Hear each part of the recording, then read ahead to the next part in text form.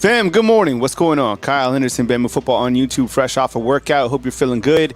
Let's do a calorie count off. I hope you guys are doing good. I currently am at, let's see, 623. All right. Whoa, here, got to get it in check. 623 to start this beautiful Thursday. Hope you're doing well. Got a great show lined up for you this morning. Coming to you from beautiful Tuscaloosa, Alabama. Thursday, June 6th. We're already in the month of June, and I'm glad to be here. And I'm glad to be talking Alabama football. But actually, this morning, we're going to start by talking a little bit of basketball because there was some significant news that came out, I guess this morning, you could say, by Adrian Wojciechowski, who covers basketball probably better than anybody in the entire country.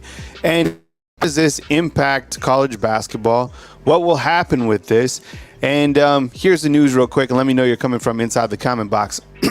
Long story short, this morning you wake up and the first thing that you read all over is the fact that Adrian Wojciechowski is reporting that ESPN story that Los Angeles Lakers are preparing a massive long-term offer to bring in UConn's Dan Hurley to the NBA, with talks expected to escalate in the next couple of days. So this is monumental for many different reasons. Of course, everybody knows UConn basketball, the back-to-back defending national championship winners of college basketball, and a coach who has clearly proven that has a recipe to win championships, right?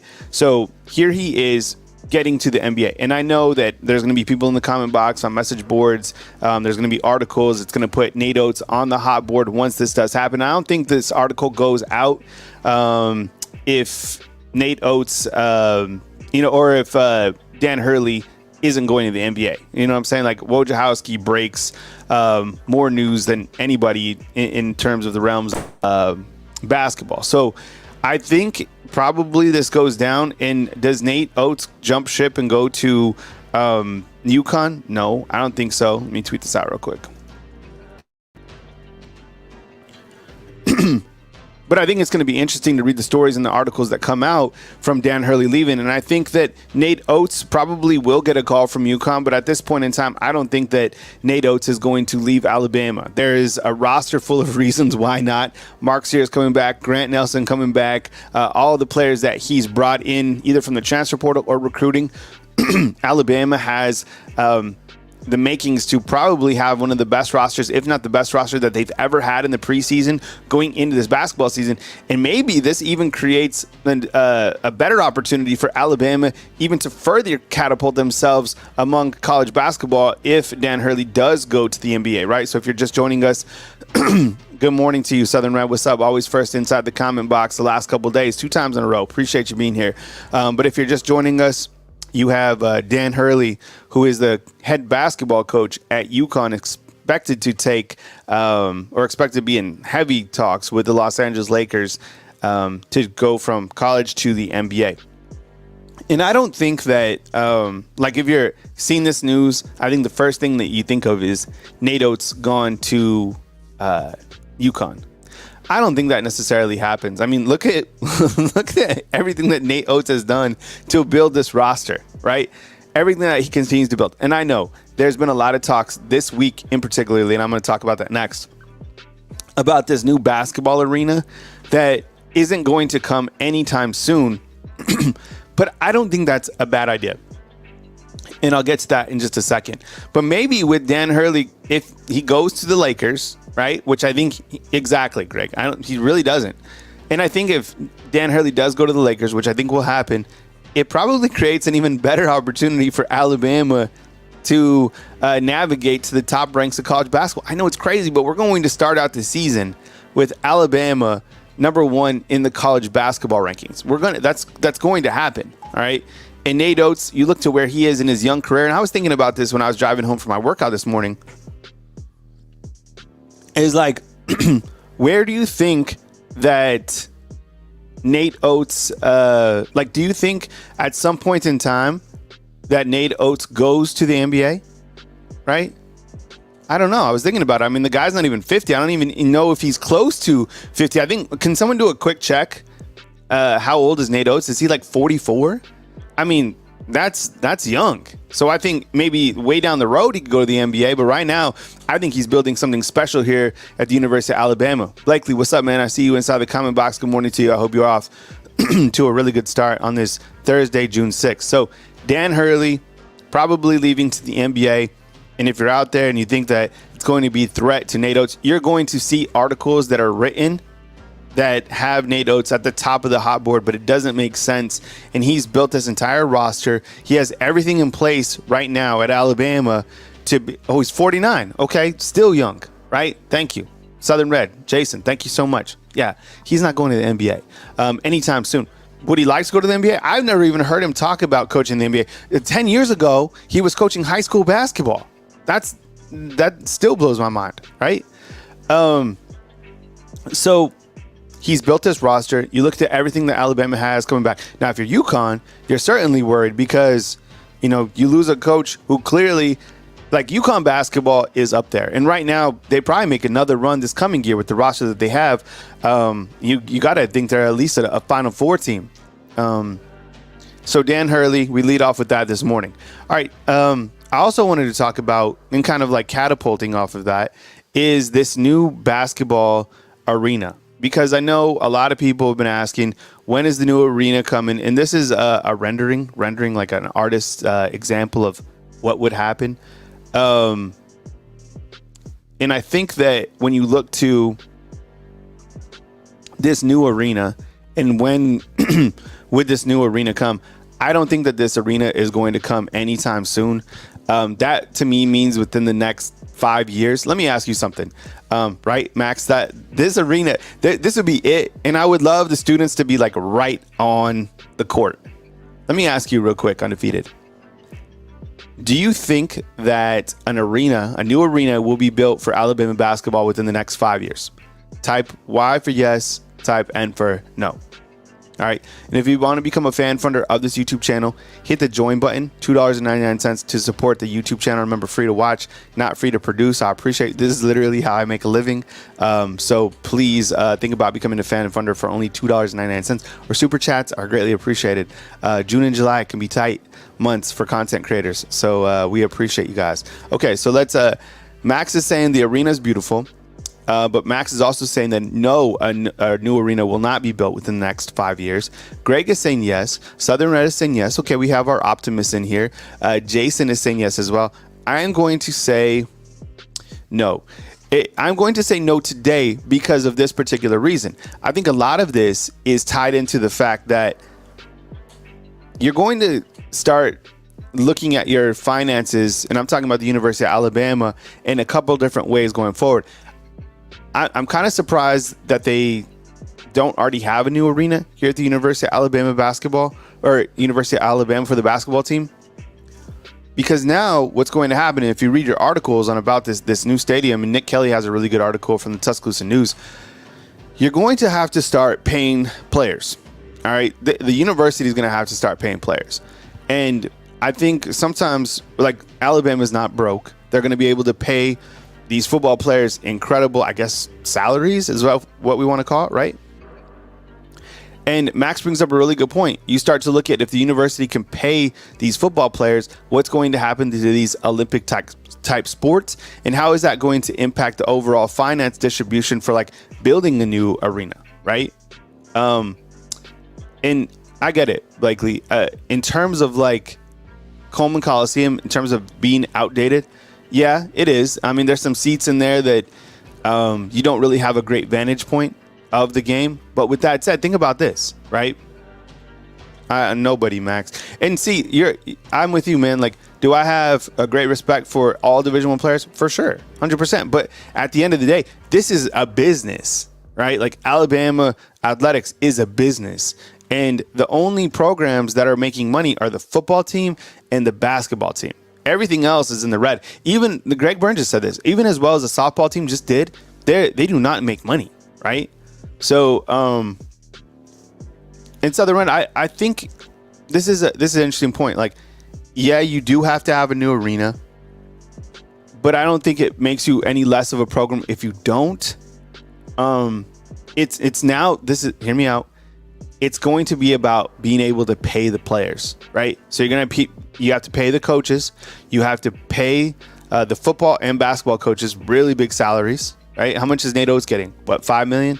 How much is Kalen DeBoer getting paid? $10 million? You look at all of Alabama's additional coaches as well. I mean, Freddie Roach almost making what, $1 million or making $1 million? Robert Gillespie $1 million. Like, it adds up. So now you're going to have to start paying players as well, and you get a lot of money from TV contracts. But where does the money come for a new arena? And I get it. You can do like the Yay Alabama, which, you know, you can nickel and dime, and it does add up when you get some heavy boosters in there. But man, were they saying this new arena is going to cost $250 million because, or they expect it to cost because of inflation? Is that what they were saying? Man, that's wild. $250 million because of inflation. And look, I think that, I mean, for me, like the inflation, like, have you ever been to, like, go to the grocery store? You know, I talk about how expensive Publix is. I mean, I have 2 children here, you know, a 15-year-old boy, a 12-year-old daughter, right? It is, man, things are climbing. The crazy thing is like, there's a lot of homes that are really expensive right now. My goodness, like pretty much all of them. I don't know who's buying homes right now. All right, so I kind of wanted to hit on that. I think the arena will come a point in time, but let me say this before I move to my next subject, is that I think with the current arena and with this current roster, you can be able to get inside Coleman easier than this new arena that will be built. Because once this new arena is being built, it's going to be smaller. It's going to be more intimate. It's going to be amazing, right? First class, but it's going to limit the amount of tickets. Like right now, Coleman is huge. What is it? Set like 14,000. So you can get into Coleman. You can, for sure, 100%. Especially those early season games, you can definitely get in there. But this is going to be the preseason number 1. Tickets are going to be tough. And when this new arena is built, it's going to be even tougher, right? All right. I saw this as well. So we'll track Dan Hurley. And if he does go to the Lakers, you know, I'm sure there's going to be articles about Nate Oates going to Connecticut. I don't think it's going to happen, but people are going to list Nate Oates because he's one of the top coaches in college basketball right now, and he's up and coming, right? All right, I saw this on Pro Football Focus. If there's any 2 graphics teams that I like that are doing it right, I feel Pro Football Focus does a really good job on their graphics, and so does On3. What's up, C-Dub? I appreciate you. Thanks for being here. Matthew, what's up, man? Appreciate you being here from Georgia, man. Good morning to you. What I miss? C-Dub, we basically opened up the show talking about Dan Hurley going to the Lakers. He's the Connecticut basketball coach. How will that impact things at the college basketball level? Nate Oates is going to stay put. He has a really big buyout. Plus, I think the roster that he's built here, he's not going to build this roster up and then just bail out. And I don't think just because Alabama's not getting a new arena, I don't think that's a reason to leave. Looks like Dan Hurley is leaving to UConn, though. Yeah, if you check out Adrian Wojciechowski posted about it this morning. So definitely monumental news, right? Kind of switching gears now to football. I thought this was interesting. So kind of zoom in a little bit. Pro Football Focus listed the top, what their top wide receivers are, unit-wise, for this coming season, right? Carlos, what's up, man? Appreciate you being here. And I think it's interesting when you look to the receiving list right here from Pro Football Focus is like Alabama's nowhere to be found on this list. And I was like, wait a minute. Because yesterday we spent a good amount of time talking about the wide receivers and some of the younger wide receivers as well. Like there's tons of hype on Ryan Williams. We're really excited about Latair Brooks. And those guys haven't even caught a pass yet, right? But when you look to the wide receivers right now, unit-wise at Alabama, I think are kind of sleeping. Pro Football Focus kind of sleeping on the Alabama wide receivers. And I'm not being fancy. I just think that Alabama's returning wide receivers, they are going to be much better than people anticipate. And think about this, okay? Jeremy Bernard, he's already proven that he can be that guy. We have not seen Kendrick Law be utilized. We have not. I don't care what you say. Like, we've seen him small sample size, but until he catches like 50 balls, like, or he's targeted 70 times or whatever it is, we have not seen what Kendrick Law can do. Kobe Prentice. People continue to sleep on Kobe Prentice. I don't know why. Not you guys.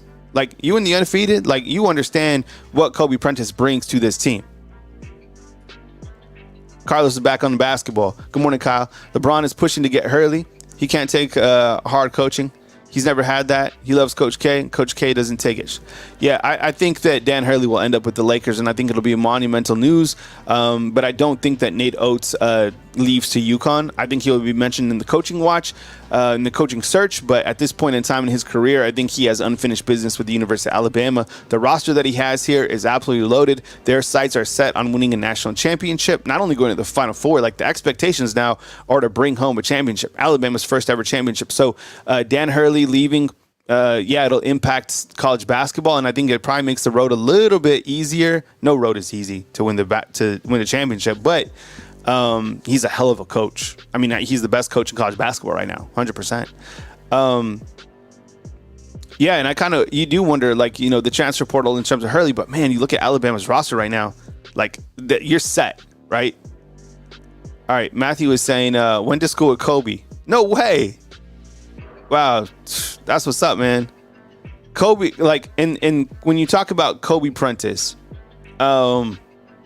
he has really good speed, and kind of getting back to the wide receivers as well. This graphic by Pro Football Focus talking about the top wide receivers returning in college football, and it's amazing, right? None of these websites have Alabama as like a top wide receiving unit. Jason's also was saying Caleb Odom too, Kyle. A lot of hype on him, understandably. Oh yeah, I've talked about him before. I mean, he's already here in spring. Ryan Williams just got in. Amari Jefferson just got in. Rico Scott just got in. Latsier Brooks will not get here until the following season. So sometimes Jalen Hell, right? We talk about those guys. But the returning wide receivers that are physically going to like be your starters. I mean, can you imagine this lineup if Alabama goes 4 wide, right? Caleb Odom, who's a true freshman, who's already here, and will work in Ryan Williams, but Kendrick Law, Kobe Prentice, Jeremy Bernard, right? I mean, the Alabama depth chart. I'm gonna bring it up so I can list a couple more wide receivers, because I know I'm not talking about a couple like Emmanuel Henderson. And if I don't mention these guys, I don't have like a script. I just basically like go off the top. But like Bubba Hampton, Jaron Hampton, right? How about Cole Adams? Like Cole Adams, fitting him inside somewhere, that's going to be amazing as well. Cole Adams, man, that guy, who knows? Maybe he pops off and catches for like, I don't know, 35, 40 catches. He probably, I think he could. All right, dude, did you see the article surrounding Offord? He went to the recruiting in Ohio State and is visiting Titletown. What's your thoughts? Could the 5 stars be on their way now? You know what? I didn't see that. I'll definitely check it out. I'm going to star it and come back to you on that, C-Dub. But I think when you look to the 5 stars for Alabama, I think they will be coming. I mean, the 2 promising notes for 5 stars in terms of recruiting is Ty Haywood and Dejon Lee. Like, Dejon Lee is making his official announcement on June 28th, and Ty Haywood just left. He's a 5-star offensive tackle from Texas, who was elated about Alabama's coaching philosophy and specifically spoke about Coach Kapilovic. I mean, Coach Kapilovic is he's a hell of a coach that Alabama has. Back to these wide receivers. So you have Oregon, Ole Miss, Ohio State. Look, no one's denying that Ohio State has elite wide receivers. I mean, they've had elite wide receivers for the last 5 seasons for sure. Them and Alabama, I think, are kind of like the teams that have been producing and pumping out tons of wide receivers. Ole Miss wide receivers last year, they were fantastic. Oregon, I think, has some really good wide receivers. And I remember talking with a couple people about Georgia's wide receivers that are returning, and that's going to be a hell of a test for Alabama, right? And then you also have Texas was thrown in here, and Missouri. Alabama will face Missouri later on in the season, and then Texas. We know the wide receivers that they had last year, but they don't have those same type of wide receivers. Of course, one of those wide receivers was here at Alabama last season, which was Isaiah Bond, right? And you also have Amari Niblack, right? Patrick Sims back on Oford saying that he visited Tuesday, is going to turn around with an official visit this weekend. Yeah, that is really big. Let me see if I can bring up his is recruiting. He's a cornerback. All right. I'm going to bring it up right now, fellas. Naheem Ofer. All right.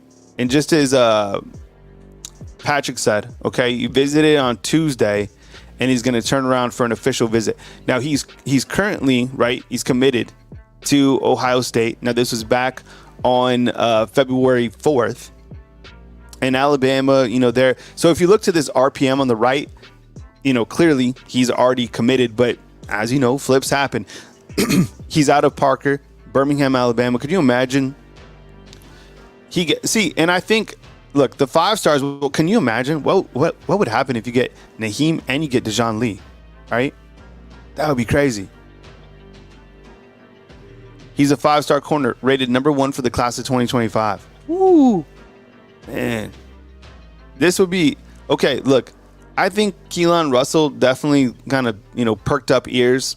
And there was a lot of people excited about this. But landing an in-state guy and flipping him from Ohio State, because, look, even though Alabama beat the brakes off Ohio State in the national championship a couple years ago, Ohio State is still kind of viewed as a villain because of Ryan Day, right?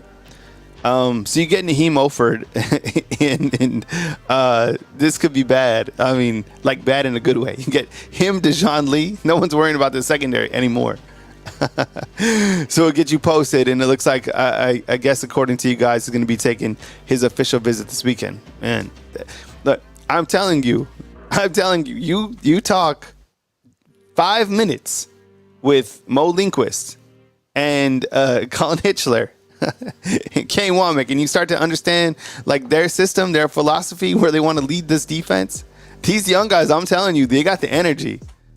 I would love to play for 2 guys, Mo Lindquist or Jamarcus Shepard, because I'm an energy type guy. Like, I could take the hard coaching, but also, like, I need that energy, right? I need you to, I need that fire. Carlos, what's up, man? I appreciate you checking in, man. It's good to have you on the show today.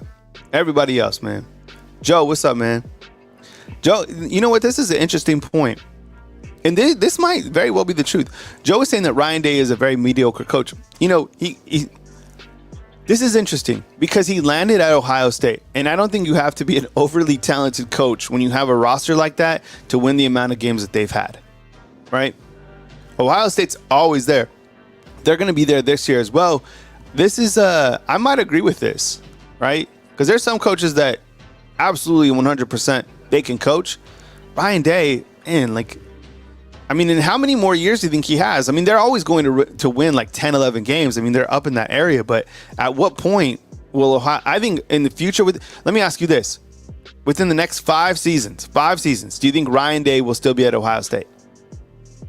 I'm going to say no. I'm going to say 0 chance. 5 years, Ryan Day, I think they'll have another football coach. 100%.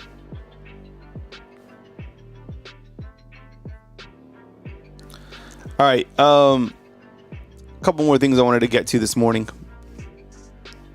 Now is a time where you start to kind of look around on social media. You see Alabama was working with the soup kitchen, right, giving food back. That was awesome. I saw that on social media. But I like clips like this, like pictures like this.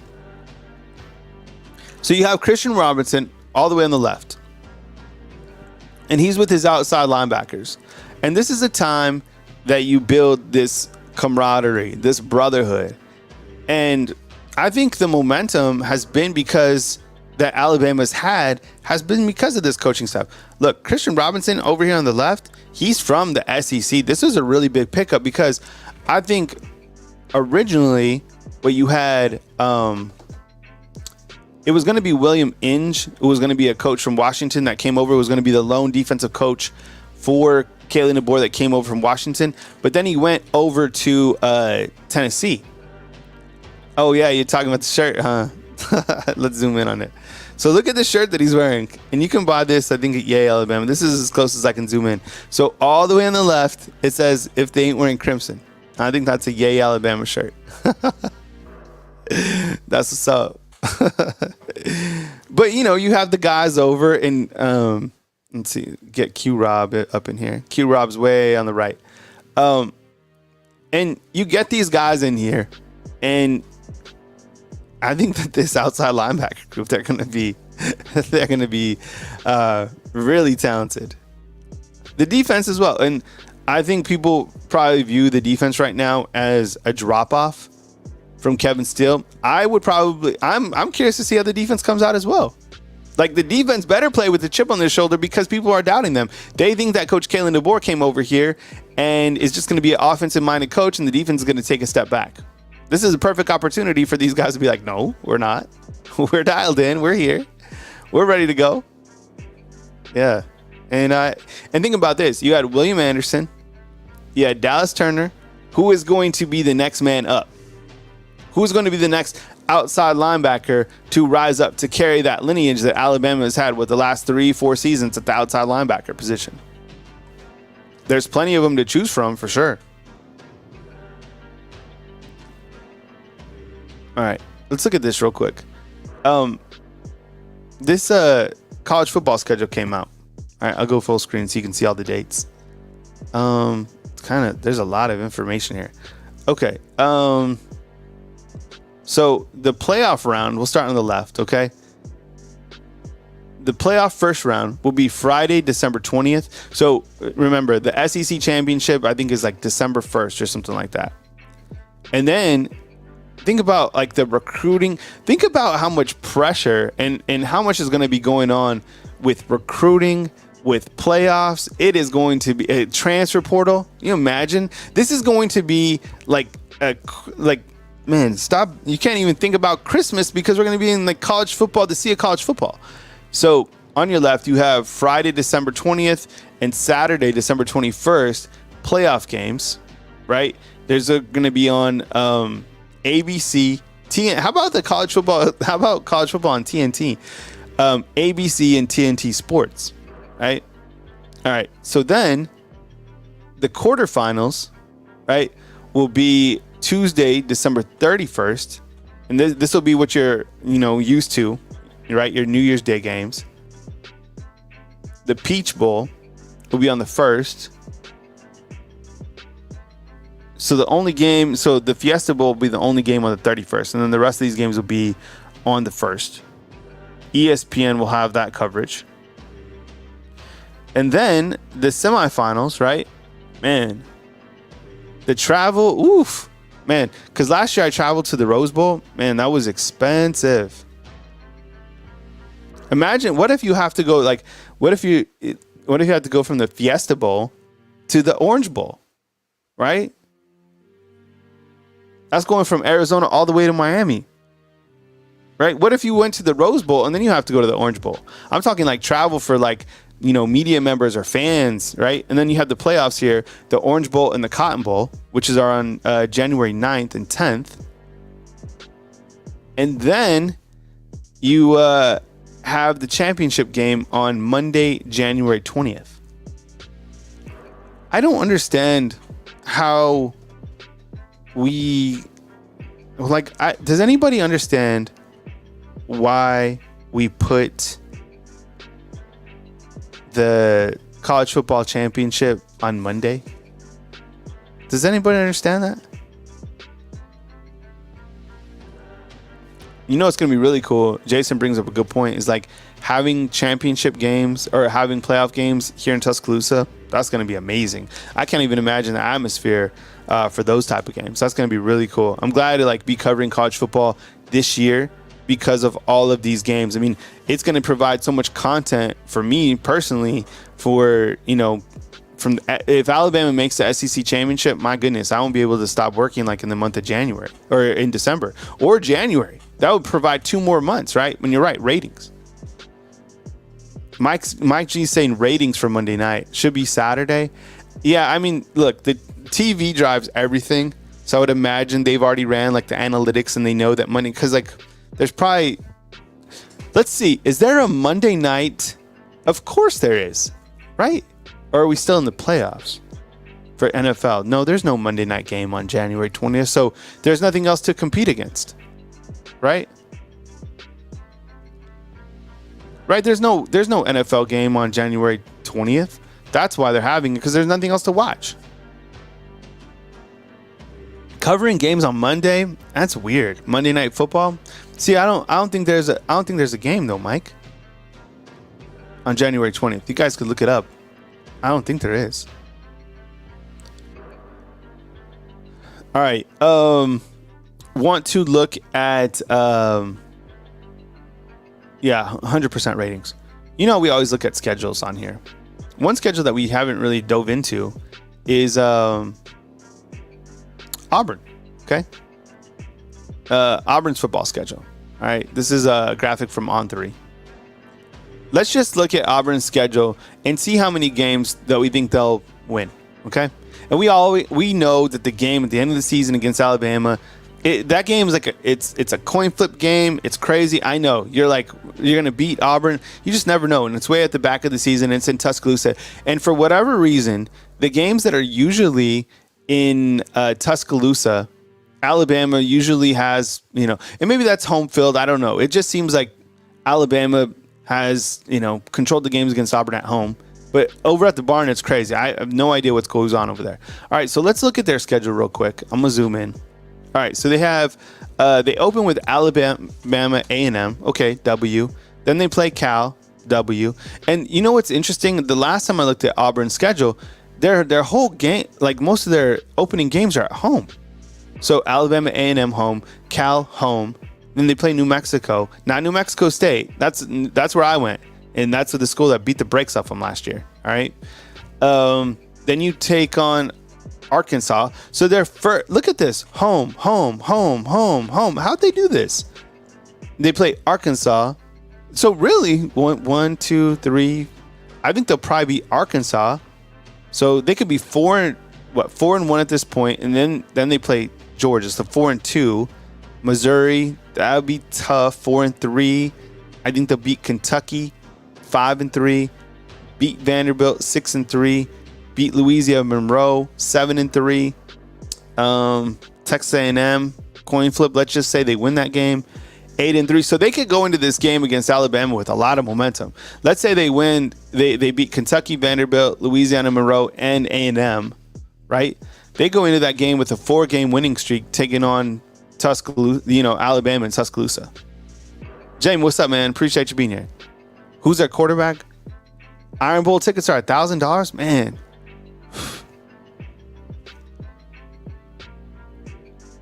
Carlos is saying, I think they spread it out as best they could. They're basically playing an NFL schedule. It's like 10-day splits. Yeah, you're still talking about the playoffs. Yeah.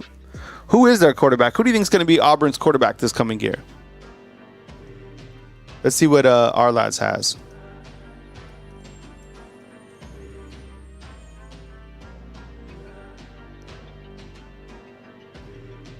I'm looking outside because today is trash day, and there's this thing called the claw. Do you guys have this in your neighborhood? Like the claw comes and it if you have like any large trash items, you put them in the front, and this claw comes. It's undefeated. Like if you put out a refrigerator, it would just take your refrigerator. If you put out a couch, it would take your couch. That's like the dream. That's like, dream jobs, right? You're like little kids is like playing with like that claw out there. It's gigantic. It's undefeated. So on this, who's Auburn's quarterback? Our lads currently has Peyton Thorne, Hank Brown, or that's who they have. So I would imagine Peyton Thorne's coming back. I don't know how many. Auburn's gonna win some games, 100%. I don't know how many games. Maybe 7, right? 7 games. And what's crazy, it works out well for them that all of their games are at home. This front edge of their schedule, right? 1, 2, 3, 4, 5, all those games at home. Wow.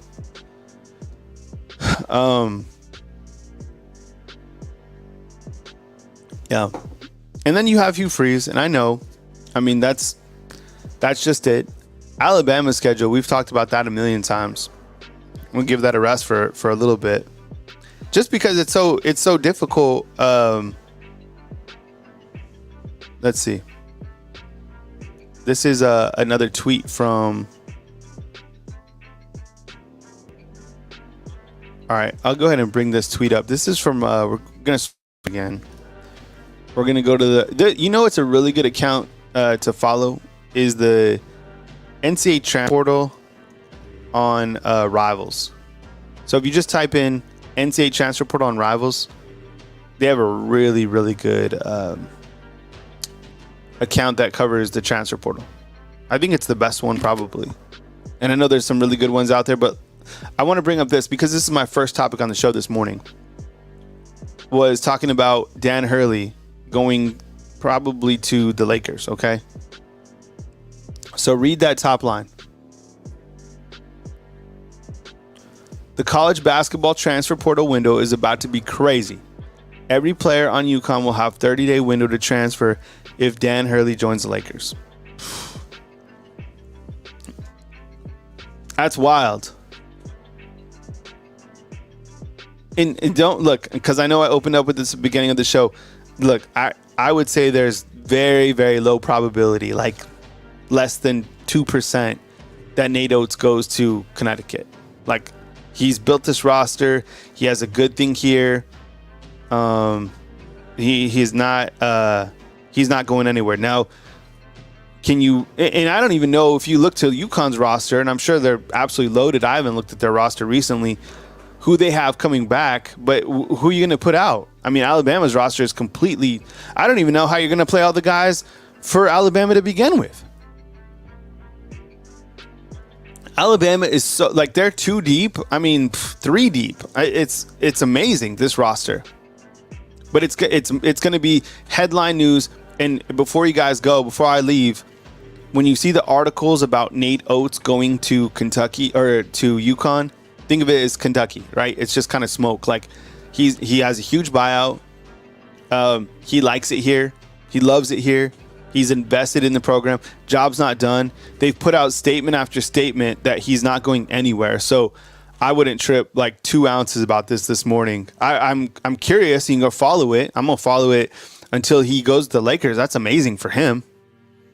But I like low probability Nate Oates goes. So don't trip on that. Don't be like, Nate Oates going to UConn. Nah, he has everything here. And this new arena, it'll come in time. But enjoy Coleman, because you can still see a game in there. This new stadium, it's not going to have 14,000. It's going to have like 9,000, 10,000. It'll be tougher.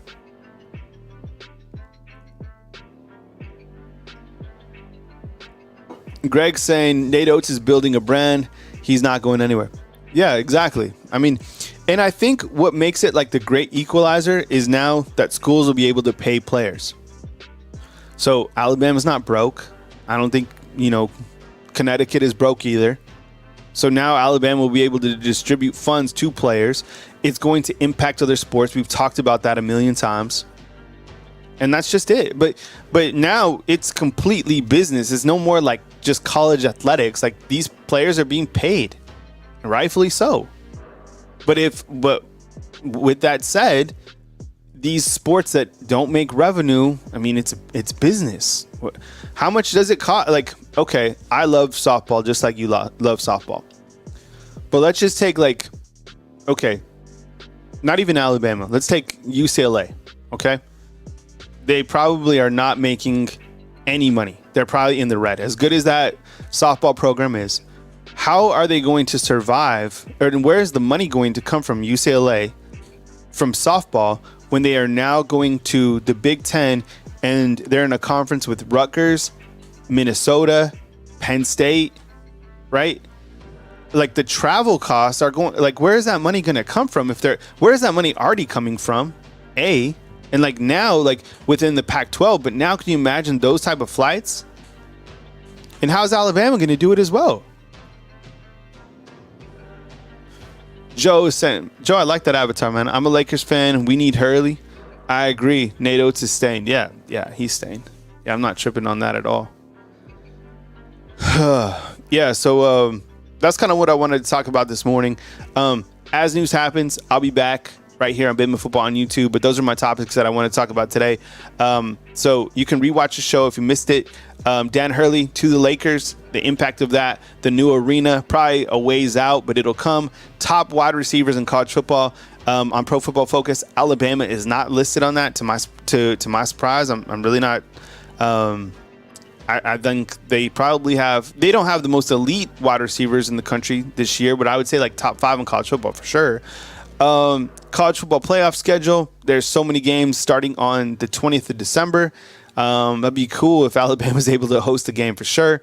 And we looked at Auburn's schedule. So you can rewatch the show, and you could always come back as news happens right here on Bama Football on YouTube. My name is Kyle Henderson. I appreciate you guys being a fan funder. If you want to do that, $2.99. Hit the join button. Of course, super chats are always appreciated. This is my full-time job. This is how I get by. So I appreciate you. Thank you so much for being with me. I love you guys. I appreciate you guys more than you know. Have a fantastic Thursday. Get your calorie count check-in. As I said, let me see, 640. That's what I'm at right now. So post inside the comment box your calorie count. Get moving, get healthy, take care of yourself mentally, spiritually, physically. Eat well and enjoy this great thing we call life right here on Bama Football on YouTube. Love you guys, and I'll catch up with you soon. Thank you so much for watching this morning right here on Bama Football on YouTube. See you guys.